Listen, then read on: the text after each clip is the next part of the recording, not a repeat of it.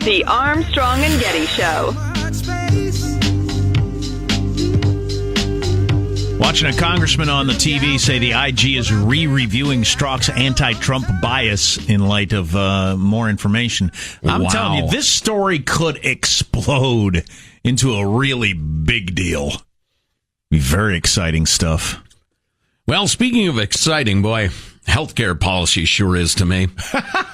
It's not exciting. It's not, and it's so freaking important. Right, and we have Craig, the Obamacare lawyer, joining us for the first time in probably too long. But Craig, how are you, sir? I am well. How are you, gentlemen? Good. Listen, we have fairly limited time, about 10 minutes, barely. So let's dive right into it. Where are we now with American healthcare? Well, U.S. healthcare is now more expensive than ever. Remember the passage of Obamacare. There were two promises. A, we're going to cover more people. B, we're going to help to bend the cost curve down. That's right. The Affordable Care Act, Craig. Yeah, exactly. We did cover more people. There's still debate on how many more. It looks like that number is probably in the 12 to 14 million more people range. And what did that cost us? Oh, that cost us a lot. In fact, one study I was just reading noted that if you just looked at the 3 years of 2014, 15, and 16, the amount of money the federal government spent was $341 billion just subsidizing individual coverage in the exchanges.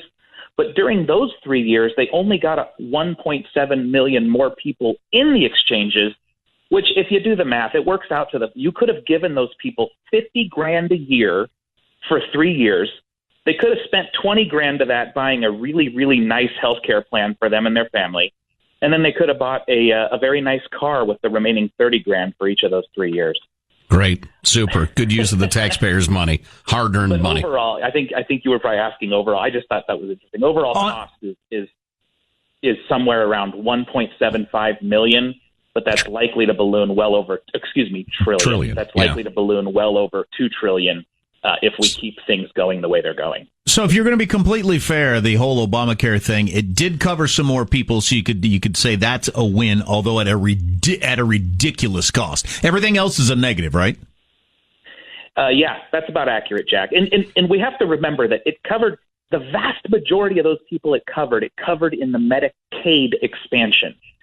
And if you'll recall, there are numerous long-term university-sponsored studies on Medicaid that show, if you're on Medicaid, your health outcomes actually don't get better. In fact, some of them may get worse. Than having no insurance. Are so long. Yeah, the wait times are so long. There's so few doctors in it. There's debate on whether Medicaid actually makes you any better or not. And the vast majority of these people are covered on Medicaid, not in the Obamacare exchanges. One of my favorite aspects of this is that all of the vegetable eating, as you've characterized it in the past, all of the how we're going to pay for this have been rolled back because the politicians don't have the balls to tell us, look, you got to have your vegetables if you're going to have a big chocolate cake of Obamacare.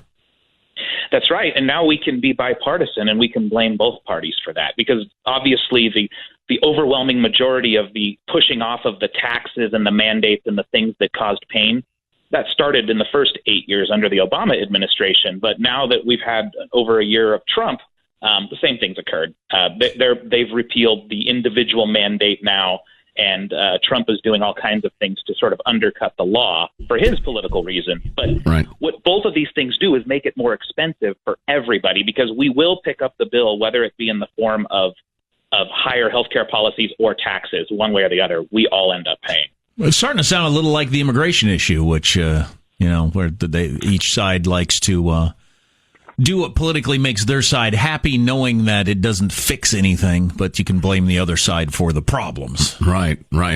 So, Craig, the Obamacare lawyer, Craig Gottwals, is on the line, and if you need his help with benefits and health care and law and the rest of it, we'll make sure you can get in touch at the end of the segment. But, Craig, one of my favorite things you've talked about, the further you get from the free market, whether you go all the way to a Soviet system or you have the crony capitalism we have right now in healthcare, where it's all about rent seeking, which is a term that means figuring out how to game the system. Tell us about what companies are doing now that they've gotten the complex laws under their belt, they've comprehended them, and now not helping the consumers and not letting the consumers make choices. They're now gaming the system. Well, one of the most insidious things within Obamacare is that there's a price fixing mandate. So there's a rule deep within Obamacare that all of us in the industry and the insurance companies know well that says, look, an insurance company, the simplest form is to say an insurance company may charge 15% more than claims. So once I tally up all the claims I pay in a given state in a given year, I as an insurance company can add 15% to that as my margin, and that's my premium. So what's happened is insurance companies have realized, well, it's in our best interest for the claims to go up. There's no incentive to keep costs down. It'd be like if you told a little kid, you can only have a piece of this pie that's 1/5 of the pie. The kid says, well, grow the damn pie, right? So that's what's happening in insurance is we have this price fixing. And so all of the insurers, they no longer if there's fraud in the system, if claims are bloated, they don't care because that just means they can charge their 15% that they get to keep is more. And all of these things we see, all the gaming of the system, all the people that jumped into the exchanges for a month or two, which, by the way, in California, specifically in our exchange, they showed that 50% of the people didn't even keep their Obamacare policy for an entire year because they jumped in, they got the care they needed, and they jumped out. Well, that drives claims up, insurers get to charge more, and we all pay for that in the form of higher premiums and in tax subsidies that are going to the insurance companies. And all of the free market incentives to keep costs down have been removed. Beautiful. Totally removed because now, again, when you say to the public, we're going to pass a law that means that insurance companies can no longer keep anything more than a 15% margin, people go, hey, that sounds great. But the perverse side effect is, that now they can just bloat claims. There's no fraud detection anymore. They don't care because if claims are higher, their 15 points get higher. Is your best prediction? Our mandate. Is your best prediction still that we're somewhere within a decade of ending up with single-payer socialized medicine?